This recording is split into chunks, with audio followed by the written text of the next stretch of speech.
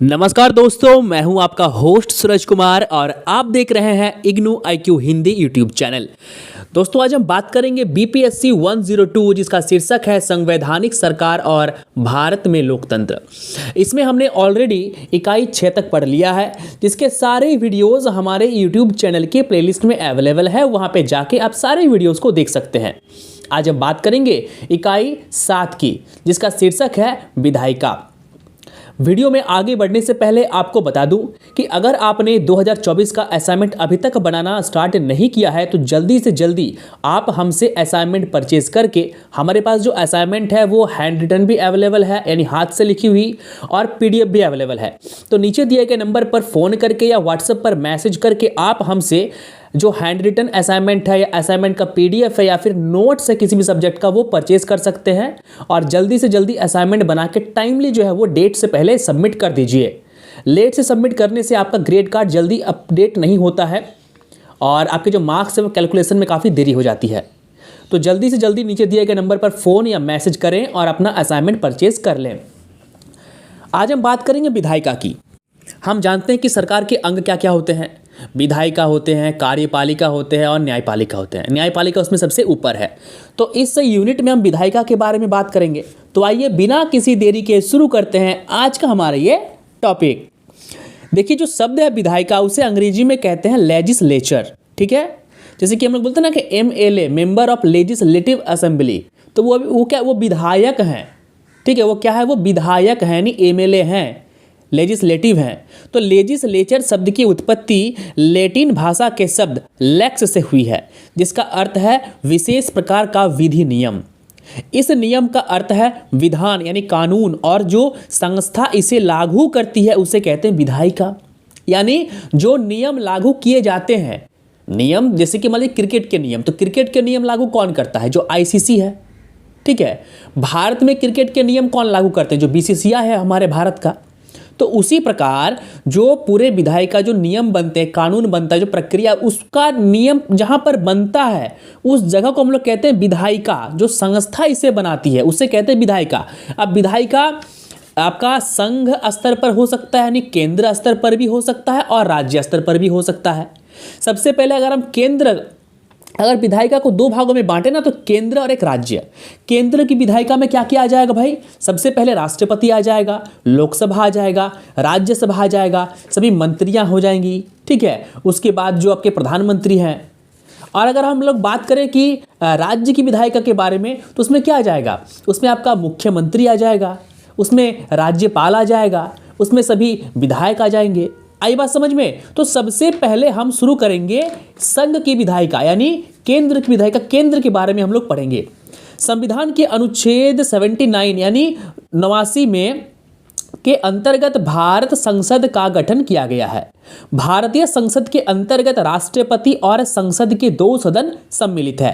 पहला सदन लोकसभा, जिसे निम्न हाउस यानी लोअर हाउस भी कहते हैं, और राज्यसभा को अपर हाउस या फिर उच्च सदन या फिर ऊपरी सदन भी कहते हैं।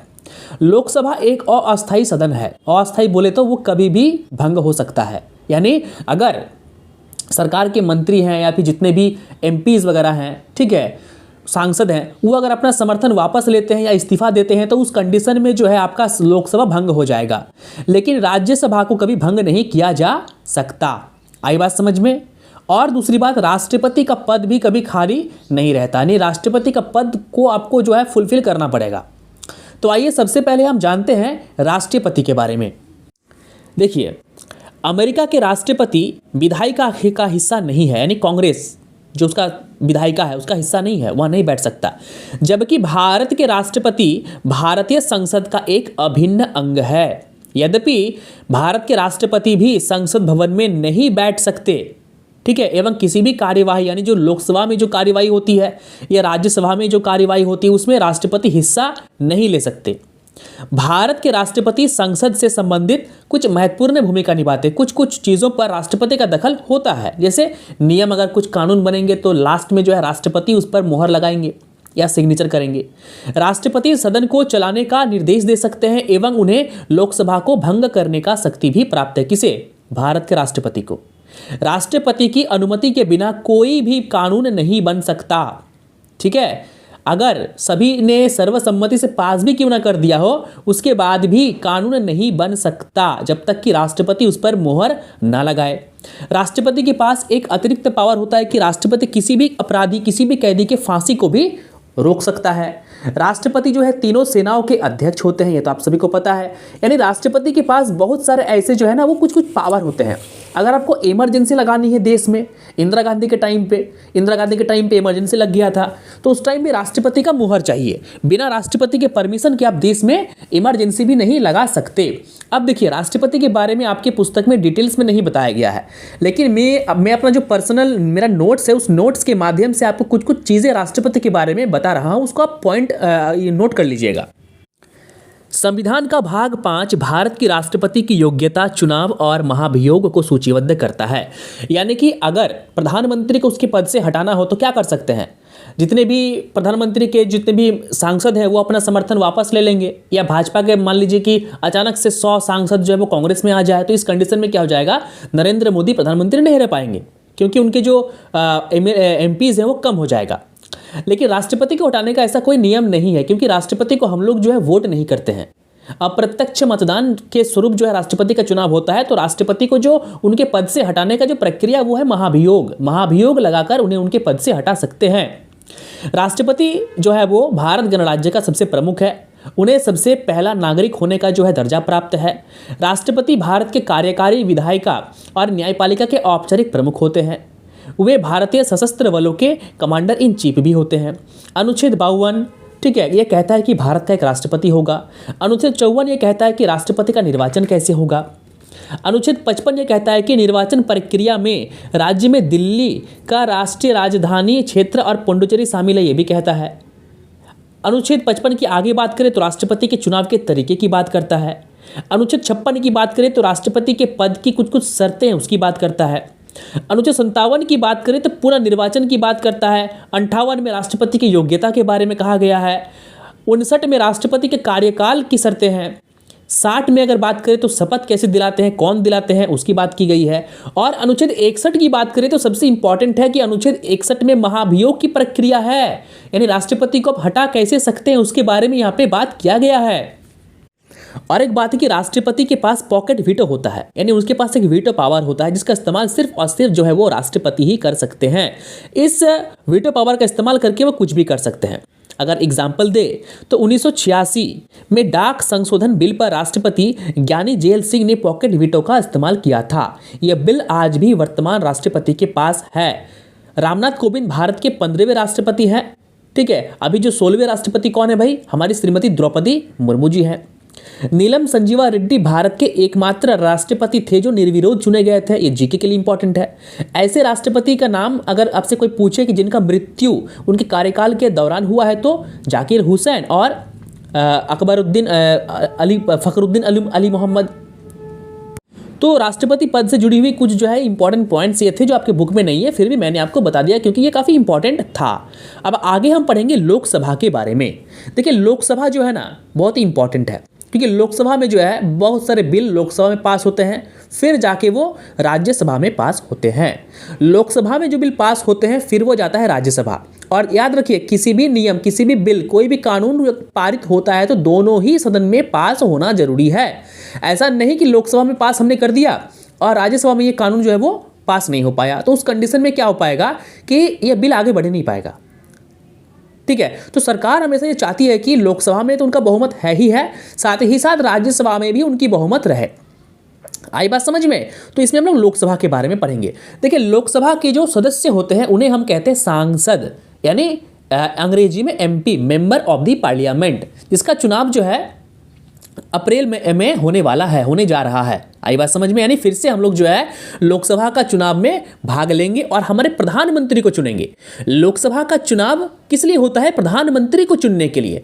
हम जो लोकसभा के चुनाव में वोट देंगे तो हम डायरेक्ट प्रधानमंत्री को वोट नहीं देते हैं, हम वोट देते हैं हमारे क्षेत्र से, यानी हमारे निर्वाचन क्षेत्र से, हमारे लोकसभा क्षेत्र से जो भी उम्मीदवार खड़े होते हैं हम उन्हें वोट देते हैं। अब अगर भाजपा ने बहुमत लाया, भाई लोकसभा में कितनी सीटें हैं? 545। तो 545 में बहुमत का आंकड़ा कितना है भाई? 281, 282। तो 282 का आंकड़ा जो भी पार्टी क्रॉस कर लेगी या उस आंकड़े को छू लेगी तो वो अब देश में अपना सरकार बनाएगी और उसी पार्टी का, ठीक है, जो पार्टी बहुमत में आएगी उसी पार्टी का जो सबसे बड़ा नेता है वो बनेगा देश का प्रधानमंत्री, जो कि भाजपा का है नरेंद्र मोदी। और कांग्रेस का भी अध्यक्ष कौन है भाई? मल्लिकार्जुन खड़गे। कुछ दिन पहले ममता बनर्जी ने कहा भी था कि हमारा जो इंडिया अलायंस है, ठीक है, इंडिया अलायंस, तो इंडिया अलायंस का जो हमारे प्रधानमंत्री होंगे अगर हम जीत के आए तो वो कौन बनेंगे भाई? मल्लिकार्जुन खड़गे बनेंगे, जो कि कर्नाटक से संबंध रखते हैं। तो आइए लोकसभा में घुसते हैं। लोकसभा की अगर बात करें तो 545 सीट है, इसमें 530 सदस्य राज्यों से चुनकर आते हैं, यानी जो मैंने कहा कि चुनाव में भाग लेते हैं, जबकि 20 सदस्य केंद्र शासित प्रदेश, जैसे कि दिल्ली हो गया, पुडुचेरी हो गया, लक्षद्वीप हो गया, दादर नगर हवेली हो गया, उसके बाद आपका अंडमान निकोबार हो गया, यहाँ से चुन के आते हैं। बचा 2 मेंबर को कौन नियुक्त करता है भाई? 2 मेंबर को हमारे राष्ट्रपति मनोनीत किए जाते हैं, ठीक है, ये एंग्लो इंडियन होते हैं। देखिए अब जो सीटों का बंटवारा है ना वो क्षेत्रीय प्रतिनिधित्व के आधार पर होता है, यानी सभी राज्यों को उनकी जनसंख्या के आधार पर वहां की लोकसभा सीटें होती है। उत्तर प्रदेश में लोकसभा की बहुत सीटें हैं, क्यों है भाई? क्यों है? लोकसभा के साथ 70 सीटें हैं उत्तर प्रदेश में, क्यों है अधिक? इसलिए है क्योंकि वहां की आबादी भी अधिक है। झारखंड की बात करें तो झारखंड में महज 14 लोकसभा की सीटें हैं। बिहार की बात करें तो 40 या 42 जो है वो लोकसभा की सीटें हैं। बंगाल में भी कुछ ऐसा ही है। तो सबसे अधिक लोकसभा जो सीटें होंगी ना वो उन राज्यों में होंगी जिन राज्यों की जनसंख्या अधिक है, जैसे महाराष्ट्र, जैसे राजस्थान, जैसे मध्य प्रदेश, जैसे आपका उत्तर प्रदेश। आई बात समझ में? तो सीटों का बंटवारा जो है वो आपका होता है किसके द्वारा? वहां के जनसंख्या के द्वारा।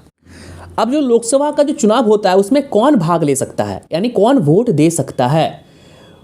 वैसे युवा जिनका 18 साल हो चुका है या उसका ऊपर हो चुका है वो उसमें वोट देने के लिए जो है वो योग्य है, यानी वयस्क मताधिकार उसे हम लोग कहते हैं कि जिसका 18 साल हो चुका है वो उसमें पार्टिसिपेट करेंगे। और हर 5 साल में जो है कई सारे युवा जो है अपना पहला वोट देते हैं। मैंने भी अपना पहला वोट जो है दोस्तों 2014 में दिया था।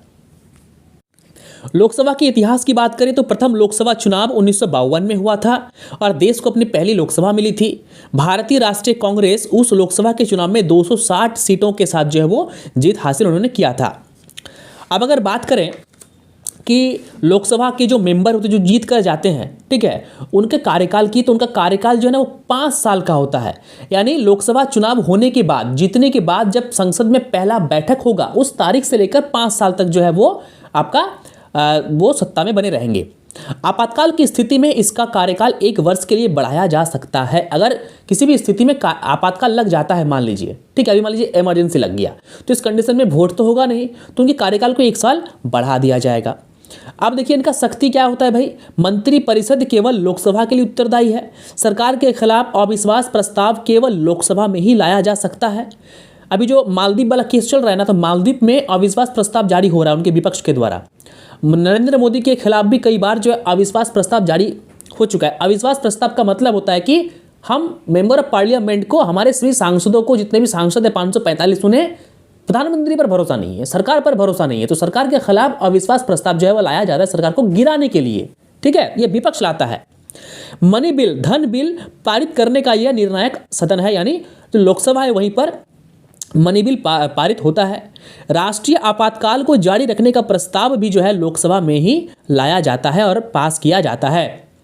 लोकसभा के जो पदाधिकारी होते हैं, यानी लोकसभा के जो अध्यक्ष होते हैं, उन्हें कहते हैं लोकसभा का स्पीकर।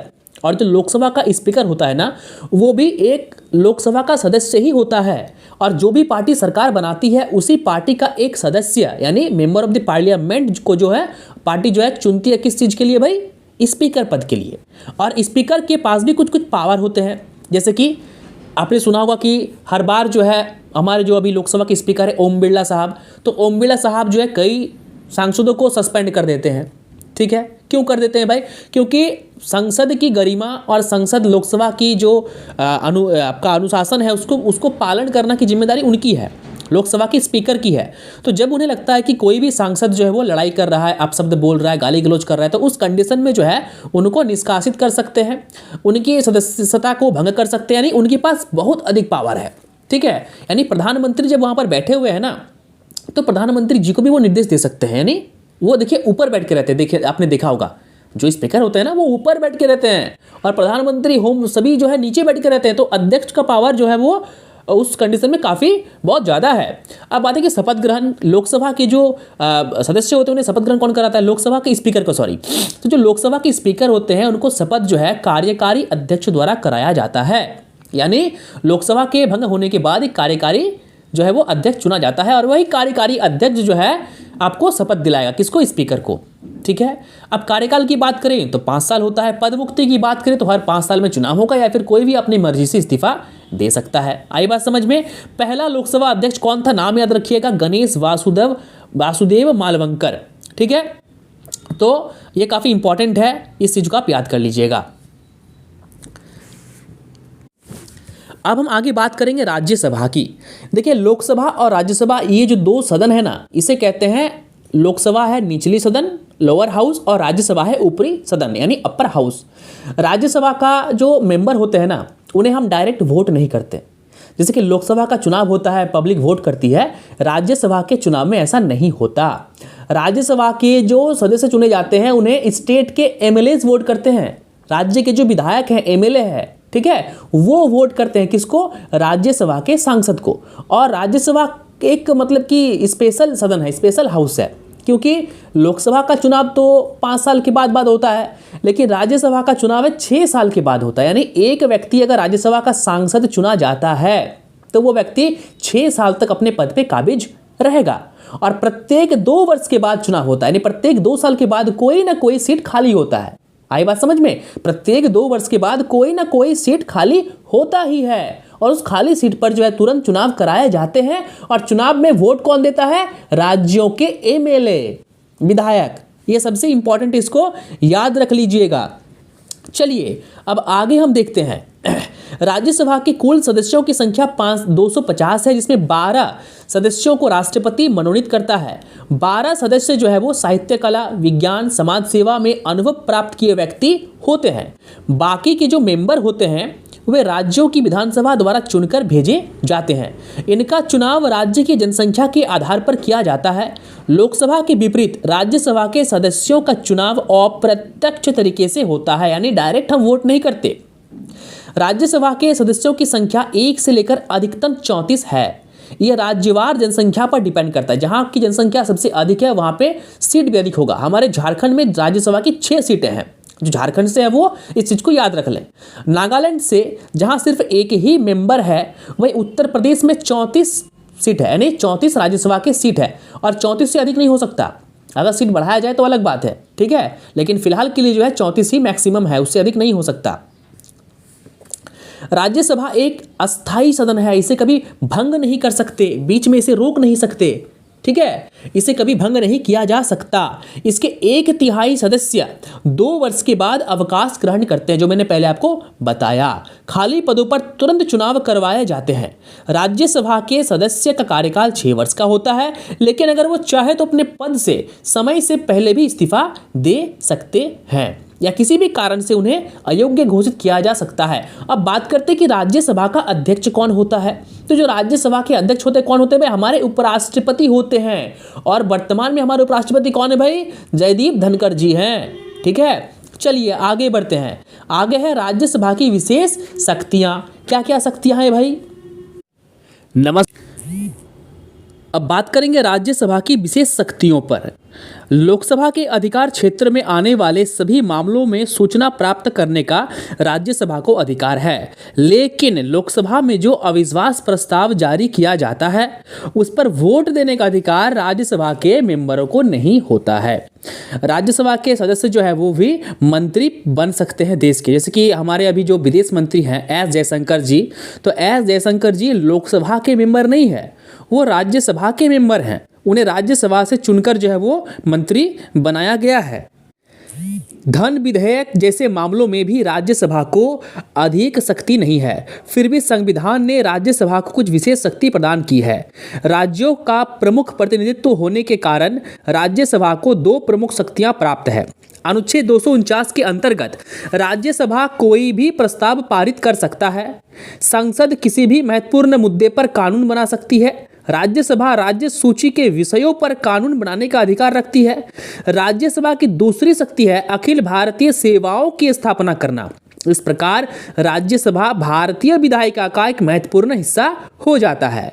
यह उसी तरह से है जिस तरह इंग्लैंड में लॉर्ड सभा है। यह एक महत्वपूर्ण सदन है जिसके सभी सदस्य सम्मानीय होते हैं। चलिए अब हम बात करेंगे लोकसभा के अध्यक्ष की। तो लोकसभा के अध्यक्ष के बारे में तो मैंने आपको पहले ही बता दिया है, ठीक है। फिर भी जो है थोड़ा सा आपको मैं अपने नोट्स से कुछ कुछ पॉइंट गिनवा देता हूँ। शक्तियों की बात करें तो जो मनी बिल है, धन बिल का निर्धारण स्पीकर करता है। यदि धन बिल में स्पीकर हस्ताक्षर नहीं करे तो ये बिल ही नहीं माना जाएगा। सभी संसदीय समितियां उसकी अध्यक्षता में जो है काम करती है। उसके किसी समिति का सदस्य चुने जाने पर उसका पदेन सभापति होगा। लोकसभा के विघटित होने पर भी अध्यक्ष ही उसकी अध्यक्षता करता रहता है जब तक कि नई लोकसभा का अध्यक्ष न चुना जाए। यानी ये लोकसभा के जो आपके अध्यक्ष है उनका कुछ कुछ पावर है, उसके बारे में बात किया गया है। अब हम बात करेंगे राज्यसभा के सभापति का। तो राज्यसभा का सभापति कौन होगा नहीं होगा मैंने आपको जो है वो बता दिया है।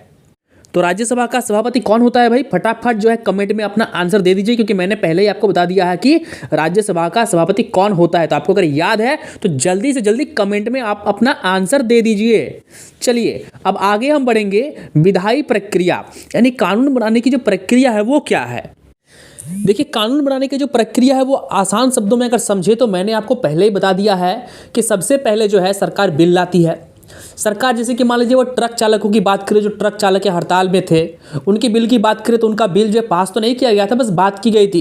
तो ऐसा ही कोई भी बिल अगर पास किया जाता है तो पहले लोकसभा में पास किया जाएगा, फिर राज्यसभा में पास किया जाएगा, फिर जो है वो राष्ट्रपति उसमें हस्ताक्षर करेंगे। लेकिन अगर इसके अंदर की चीज़ों को देखें तो सबसे पहले क्या होता है कि देखिए पहला लेवल क्या है कि इस कानून को, इस विधेयक, देखिए विधेयक को कानून बोला जाता है। एक होता है विधायक, एक विधेयक। विधायक मतलब एमएलए, हमारे विधायक जी, चचा विधायक हैं वो वाले विधायक। एक है विधेयक यानी कानून, बिल, उसे कहते हैं विधेयक। तो पहला स्तर जो है किसी बिल को या किसी विधेयक को प्रस्तुत करना है। यह प्रमुख कानून को इंगित करता है जिसे सदन में प्रस्तुत किया जाता है। किसी भी बिल या विधेयक को प्रस्तुत करने का आशय है कि उस बिल को पढ़ा जाना। दो प्रकार के विधेयक होते हैं, एक साधारण विधेयक, दूसरा धन विधेयक। धन विधेयक या वित्त विधेयक के अतिरिक्त कोई दूसरा विधेयक संसद के किसी भी सदन में प्रस्तुत किया जा सकता है। इस दोनों द्वारा पारित किया जाना जरूरी है, तभी जाकर राष्ट्रपति के पास मंजूरी इसको जो है के लिए भेजा जाएगा, जो मैंने पहले आपको बताया है। दूसरे लेवल की बात करें तो वहाँ से पास हो जाने के बाद, इसके प्रस्तुत होने के बाद इसे मान लिया जाता है। दूसरा, इसे सदन की चयन समिति के पास भेजते हैं इस बिल को। तीसरा, इसे दोनों सदनों की संयुक्त समिति को भेजते हैं। दोनों सदन का देखिए, पहला तो लोकसभा का अपना खुद का समिति होता है, राज्यसभा का अपना खुद का समिति होता है। कुछ कुछ समितियां ऐसी भी होती हैं जो दोनों सदनों का संयुक्त समिति होती है, यानी दोनों सदनों के साथ मिलकर काम करती है। तीसरे लेवल पर हम उन्हें वहां भेजते हैं। चौथे की बात करें तो अब इसे चौथे में जनता की राय के लिए छोड़ देते हैं कि क्या करना चाहिए। जनता हाँ बोलेगी तो हाँ, जनता ना बोलेगी तो ना। तो ये होगी आपका पूरा का पूरा जो है वो प्रोसेस। उसके बाद जब ये बिल लोकसभा में, राज्यसभा में सभी समितियों के द्वारा, लोकसभा के जो स्पीकर है उनके द्वारा, राज्यसभा के जो स्पीकर है उनके द्वारा पास कर दिया जाता है, उसके बाद वो बिल पहुंचता है किसके पास भैया? वो बिल पहुंचता है राष्ट्रपति के पास। यानी अभी जो द्रौपदी मुर्मू जी है उनके पास पहुंचेगा।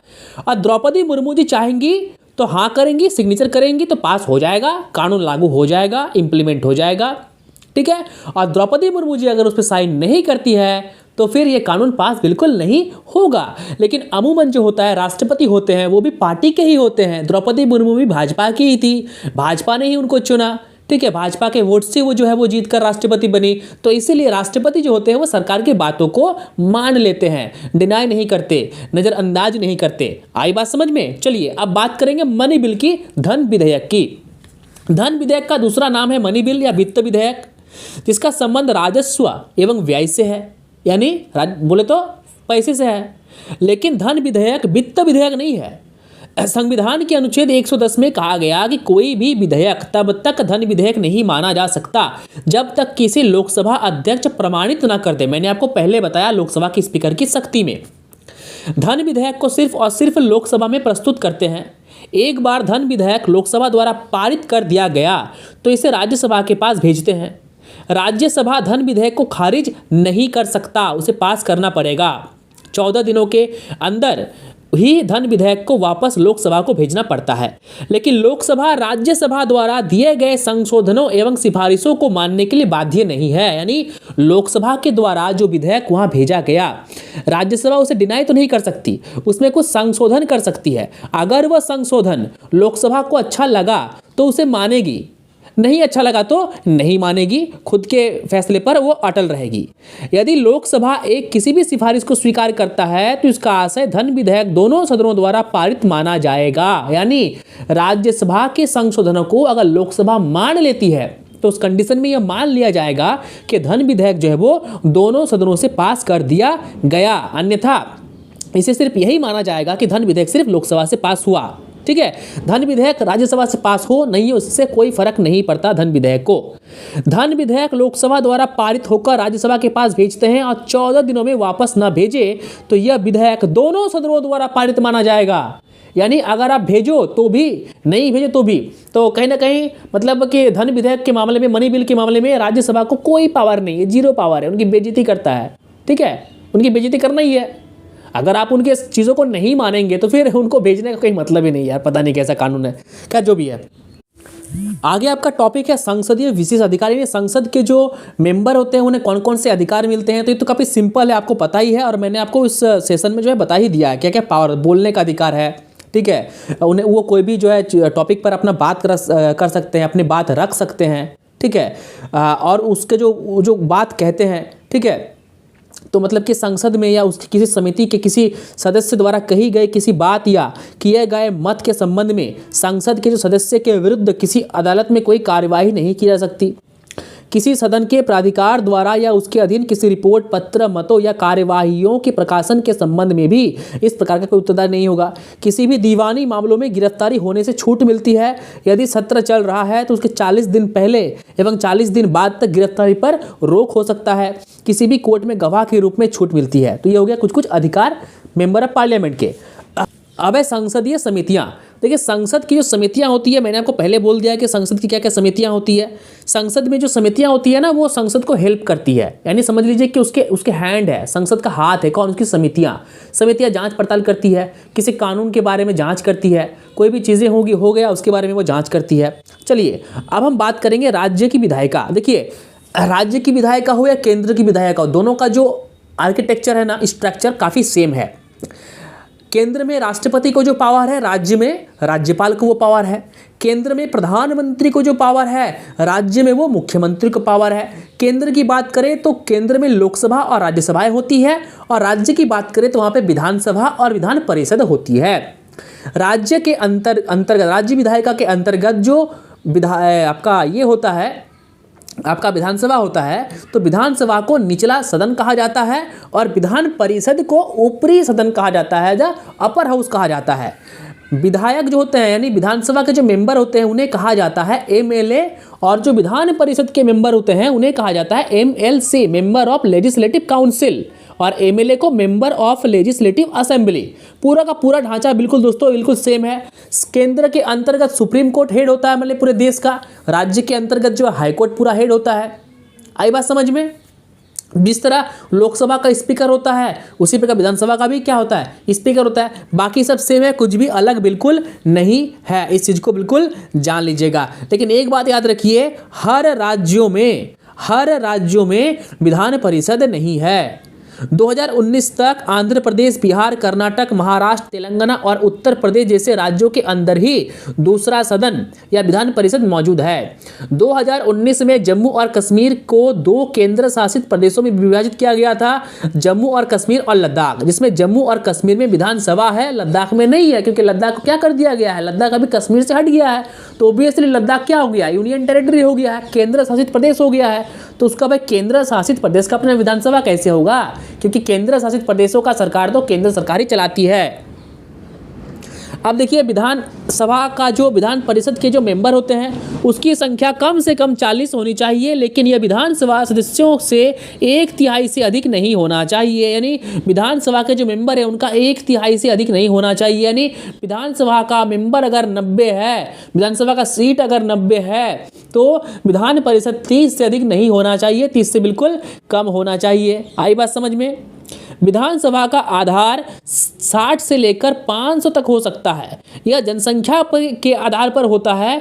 विधानसभा का कार्यकाल की बात करें तो बिल्कुल सेम लोकसभा की तरह ही होता है। आई बात समझ में। और भी कुछ इसमें नया नहीं है। वीडियो अच्छा लगा हो, वीडियो समझ में आया हो तो वीडियो को लाइक कीजिए, शेयर कीजिए। चैनल पर नए हैं तो चैनल को सब्सक्राइब कीजिए और बेल आइकन पर क्लिक करना बिल्कुल न भूलें। साथ ही अभी तक अगर आपने असाइनमेंट नहीं लिए हैं तो जल्दी से जल्दी जो है दिए गए नंबर पर फोन करके या व्हाट्सएप पर मैसेज करके आप अपना हैंड रिटन असाइनमेंट या असाइनमेंट का PDF परचेज कर सकते हैं। तो मिलते हैं अगले एपिसोड में, तब तक के लिए नमस्कार, जय हिंद, जय भारत।